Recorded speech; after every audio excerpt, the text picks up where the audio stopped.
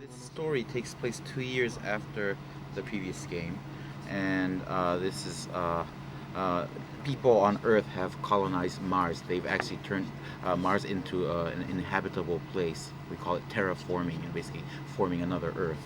And the people living on Mars and the people living on Earth are like sort of fighting against each other. And there's this spore, this like almighty energy substance called Metatron, which has been found on Mars, and they've used this Metatron to create these orbital frames, which are the robots. There's this military force, the bad guys, called Bahram on Mars, and with the power of Metatron, they're a very strong force now, and they're like ready to fight Earth. They're sick of the oppression. The two orbital frames created from Metatron are Jehuti and Anubis, and the story evolves around the clash between these two robots. Leo, who was the pilot, the frame runner, we call all pilots frame runners, of Jehuti in the previous game. But in this game we have this new guy called Dingo, who used to belong to the military, and he'll be piloting Jehuti. So he's the second runner, like the second guy to pilot Jehuti, and for this second game of Soul. We got a lot of feedback through the internet on the first game, and we found out that people did enjoy the quick action, the intuitive action. In this game, we wanted to show how powerful Jehuti is, how powerful the player is. We wanted to enhance that element. So what we did is, in the previous game, it was always you against one other enemy. It was one-on-one, and to show your power, we're making you, the player, take on even 100 enemies at once. Not always, but up to 100 enemies at once. And what you can do in this game is shoot like tens of lasers at once against these 100 enemies. And not only do you face tiny enemies, but you also be facing many robots at once. And one thing you can do with these robots is you can grab them. In the previous game you can grab them but just throw them back.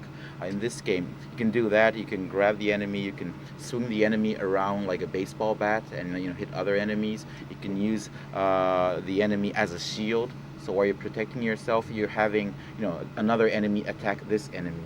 And we haven't really changed the controls, so it's still the fun, quick, intuitive controls. One of the themes of the previous game was life and death, like morals, trying to protect people, trying not to kill civilians. And the main character of the previous game was Leo, who was a boy who did not want to fight, who did not want to kill people, and who sort of did not want to. He tried not to destroy surrounding buildings. But this is an action game, and it's an exhilarating action game, and we wanted people to enjoy the action even more. So we've sort of got rid of such restrictions. Such moral issues would restrain too much of the gameplay, especially when this is an exhilarating action game. So in this game, we really want the player to enjoy the action without thinking too much of not destroying buildings, avoiding fighting. We've enhanced all the existing weapons, especially in this game you have to face many enemies. It might be the same weapon from the previous game, but you'll be able to attack many enemies at once. That's one change we've made. There's a new weapon which is a huge cannon that you can use when fighting huge battleships. And another thing you might have noticed in the video is like teleporting, moving from one place to another in an instant. That's something you can do. You'll have to obtain these weapons, like the codes to the weapons, but unlike the previous game, you do not have to go back and forth between towns just to get the weapon. You don't have to you don't have to shop around for these items. You might defeat an enemy with that particular weapon, then you obtain it, or maybe there's a special event in the game. If you finish that event, you obtain items. And in addition to the weapons, we talked about grabbing enemies. Not only can you grab enemies, you can also grab many things. For example, you can peel off a steel plate, off a wall, and you can use that. You can throw it like a frisbee. You can use it as a shield. You can even use it to, cause wind, like a fan, to blow away, tiny enemies. The theme of this game is awakening, as you see here, time for awakening, and it was Mr. Kojima's order to basically not only introduce this element of awakening in the game story, but the game itself should be a new awakening. This game was The first game was created for PlayStation 2, and we're doing the sequel on PlayStation 2, but we wanted to look as if it's been done on a new console, like a next generation console, and we've actually redone the graphics and like most of the things from scratch. We redone all the 3D models, even the models of robots that appeared in the first game. We've actually created new models for them, and as for the graphics. Looks like we're using toon shading. It's not exactly toon shading, but we're sort of calling it, Zoe shading or whatever. It's like, toon shade a la Zoe. We're doing it our way, and we're trying to give it a sort of an anime look.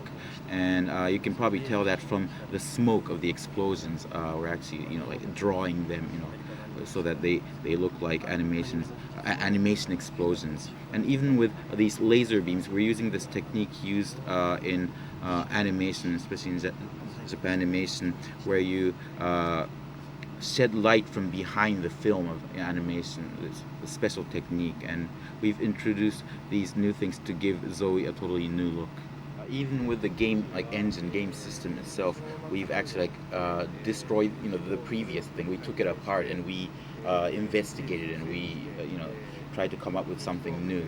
We thought, what can we do this time? And we ended up coming up with something like in the previous game. We couldn't show too many enemies at once, but this time we can show, as I said, 100 enemies at once. So we really changed the whole thing, redone everything. When the previous game was created, the Zoe team and Metal Gear team were totally separate. They're different teams. But what we did here is we basically, dissolved the two teams, and we've taken the best of both teams. The guys of the Metal Gear team who worked on the waves and the rain effects are the guys who are doing the effects of Zoe 2. We create our own development tools internally, and for example, with these tools you can change the lighting at real time to get optimal effects, optimal colors in certain scenes. So we can actually do all the adjusting internally. One of our goals, graphics wise, is to bring out the best colors, the most beautiful colors. Most of the mech games out there make you feel like you're piloting the robot or the mech. And that's not our approach. This hasn't changed since the previous Zoe. We basically want you to feel, that you're one with the robot. That you're not, alienated from the robot, like controlling it from outside. You're actually part of the robot. So yes, they do look like robots, and they do have robot motions, they do grab like robots. But we try. You do not really have to be a robot fan in order to enjoy playing as a robot. There are robots in the game, but it's more like you, the player, are borrowing the powers of a robot to release your stress. So it's basically Solid Snake in space. It's like, enjoying the dogfights and the lightsaber fights of Star Wars, all together. None of the story takes place in Japan, and there are no Japanese characters in the game. Yes, the presentation is Japanimation-esque, but I don't think this should alienate the international community at all. So we're not going to make any changes for the European or American market. It should appeal to all. We're still trying to decide what we want to do with bonus features. It could be another multiplayer, a versus mode, or it could be something that you play alone. For example, piloting a different robot and clearing short missions. We really don't know what we want to do for now. It's going to be longer than the previous game. We can't say about how much, but it's going to be longer. And what we've done is not simply make it longer, but make it denser. The previous game took place on a space colony. That was it. But in this game, most of the story takes place on Mars. But you'll have various stages. For example, you'll be fighting on the barren lands of Mars. You'll be fighting in the skies of Mars. You could be fighting on one of the moons of Mars. All of this, the variation of stages would definitely make the experience much denser. The sword fight, when you're fighting enemies with your sword, it just feels great. It hasn't changed from the previous game. That fun's still there.